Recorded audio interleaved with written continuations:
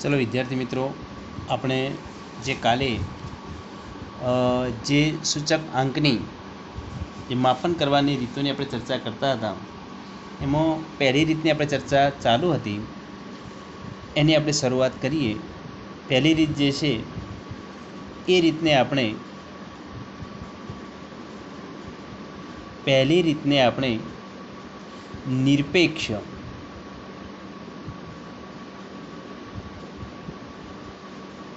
નિરપેક્ષ અથવા તફાવતની રીત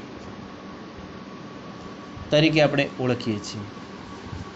વિદ્યાર્થી મિત્રો, આ જે મેં કોષ્ટક દોર્યું છે એ કોષ્ટક જે છે એ તમારા પુસ્તકનું છે.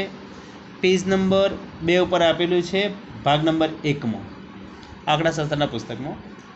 અહીંયા આપણે વિચારીએ તો ઘઉંનો ભાવ જે વર્ષ 2015માં ₹24 છે. 2015માં ઘઉંનો ભાવ ₹24 છે. તે વધીને વર્ષ 2016માં 30 થયો. હવે તમે વિચારો કે વર્ષ 2015ના સાપેક્ષમાં વર્ષ 2016માં કિલોગ્રામ દીઠ ₹6 વધે છે. જો આપણે મેં કાલે પણ ચર્ચા કરી હતી કે તફાવતની રીત એટલે બાદબાકી કરવાની. તો 2016 જે છે વધેલો ભાવ ₹30 છે કિલોગ્રામ દીઠ, ઓછા 2015નો કિલોગ્રામ દીઠ ભાવ ₹24 છે. તો આ બાદબાકી કરતાં આપણને ₹6 મળે છે. હવે આ નિરપેક્ષ તફાવત ઉપરથી નક્કી થયું. આ ઉપરથી એમ કહી શકાય કે ₹6નો વધારો થયો છે.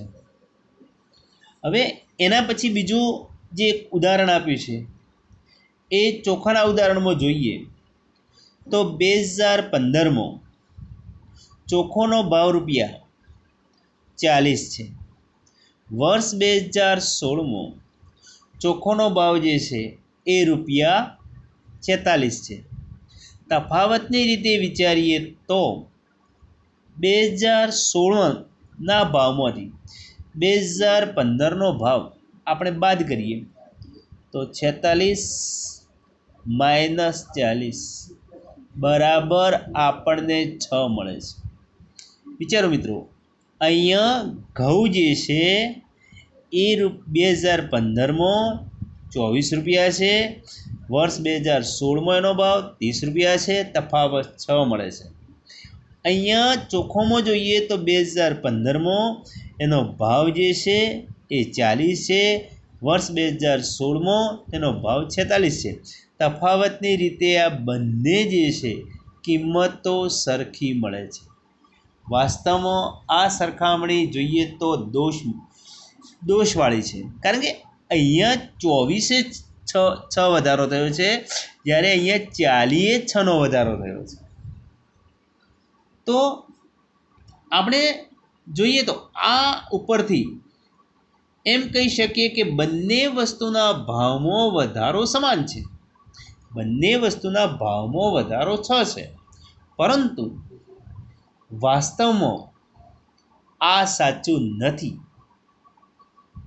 કેમ? કારણ કે વર્ષ 2015માં બંને વસ્તુઓ એકમ દીઠ ભાવ સમાન નથી. 2015માં બંને વસ્તુઓના એકમ દીઠ ભાવ સરખા નથી, કારણ કે ઘઉંનો 2015માં ભાવ ₹24 છે અને વર્ષ 2015માં એ ચોખાનો ભાવ જે છે એ 40 છે. સમાન નથી. એટલે કે વર્ષ 2016ના ભાવનું તુલનાત્મક એટલે કે સરખામણીમાં અભ્યાસ કરવા માટેના આધાર જુદા જુદા છે. આનો અભ્યાસ કરવા માટેના આધાર જે છે એ આપણા જુદા જુદા છે. આમ ચલમાં થતા ફેરફારો સરખાવવા માટે આ રીત યોગ્ય ગણી શકાય નહીં. આ ચલમાં જે વધારો થાય છે એના માટેની આ રીતને આપણે યોગ્ય કહી શકીએ નહીં. આવી પરિસ્થિતિમાં સાપેક્ષ માપનની રીત ઉપયોગમાં લેવામાં આવે છે. હવે તેનો અભ્યાસ કરીએ. બીજી રીત જે છે એ સાપેક્ષની જે રીત છે એનો આપણે અભ્યાસ કરીએ. આ રીત જે છે એમાં ખામી રહેલી છે, કારણ કે 30 રૂપિયા ભાવ છે 2016માં, એટલે વધારો જે છે 24થી 30નો થયો, 6નો. પણ મિત્રો અહીંયા 30 24 વધે છે, 46 એટલે કે 40 જે છે એ 46 24 30 થાય છે, 40 6 થાય છે. આ જે ગેપ જોઈએ ને આ ગેપ જોઈએ તો બાબતમાં જોઈએ, ભાવના એકમ દીઠમાં જોઈએ તો આ યોગ્ય કહી શકાય નહીં. એના પછીની જે રીત છે, બીજી જે રીત છે એ રીત છે સાપેક્ષ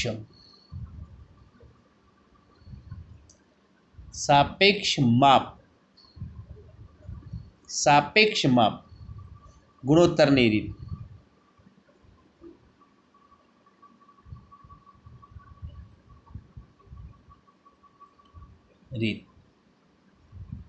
મિત્રો ગુણોત્તર એટલે જે છે એ અંશ અને છેદમાં લખવાની જે સંખ્યાઓ આપણને મળે એને આપણે ગુણોત્તર કહીએ. આ કોષ્ટકનો જ આપણે ઉપયોગ કરીએ. આ રીતમાં વર્ષ 2016 વસ્તુના ભાવમાં થતા સાપેક્ષ ફેરફારો જાણવા વસ્તુના 2016માં ભાવનો તેના વર્ષ 2015ના ભાવ સાથેનો ગુણોત્તર મેળવવામાં આવે છે. ફરીવાર જોઈએ. આ રીતમાં વર્ષ 2016ના વસ્તુના ભાવમાં થતા સાપેક્ષ ફેરફારો જાણવા વર્ષ 2015ના જે ભાવ છે એ સાથેનો ગુણોત્તર મેળવવામાં આવે છે. તો ગુણોત્તર આપણે જોઈએ તો ઘઉંના ભાવનો ગુણોત્તર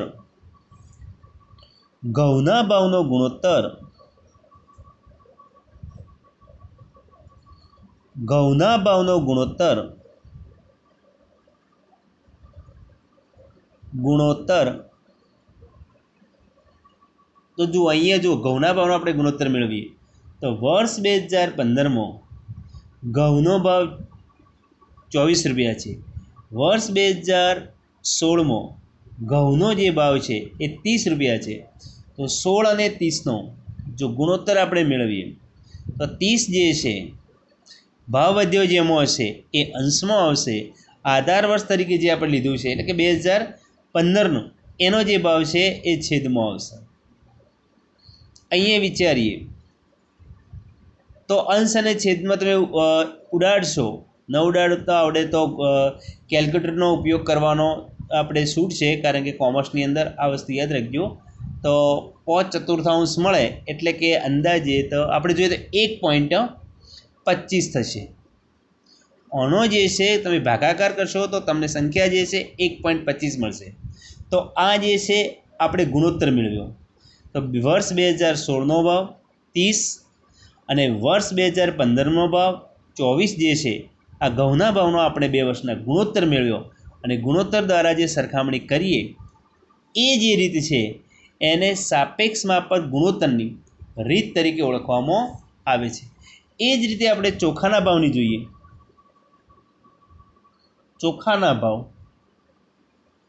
ચોખાના ભાવનો ગુણોત્તર.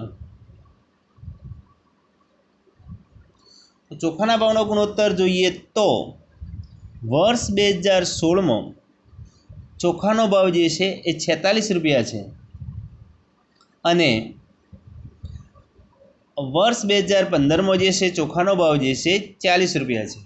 હવે તમે કેલ્ક્યુલેટરનો ઉપયોગ કરી 46/40 કરશો તો તમને 1.15 મળશે. મિત્રો અહીંયા તમે જોઈ શકો છો, અહીંયા બંને જે ભાગાકાર જે છે એનું ભાગફળ જે છે એ આપણને તફાવત મળે છે ગુણોત્તરની રીતે. કારણ કે 1.25 અને 1.15 આ બંને સંખ્યાઓ સરખી નથી. તમે આગળની રીતે આપણે જોઈએ નિરપેક્ષ માપનમાં તો બંનેનો તફાવત સરખો આવતો હતો. તમે જોઈ શકો છો 6-6. તો આ વસ્તુ આપણે સ્વીકારી શકાય નહીં. તો એના માપન માટે આપણે જે ગુણોત્તરની રીત છે, જેને આપણે સાપેક્ષ માપન ગુણોત્તરની રીત તરીકે ઓળખીએ છીએ, એનો ઉપયોગ કરવો ઉચિત છે. તો જે ગુણોત્તર લેવામાં આવે એને ગુણોત્તરની રીત તરીકે ઓળખવામાં આવે છે. અન્ય ચર્ચા નેક્સ્ટ વિડીયોમાં કરીશું.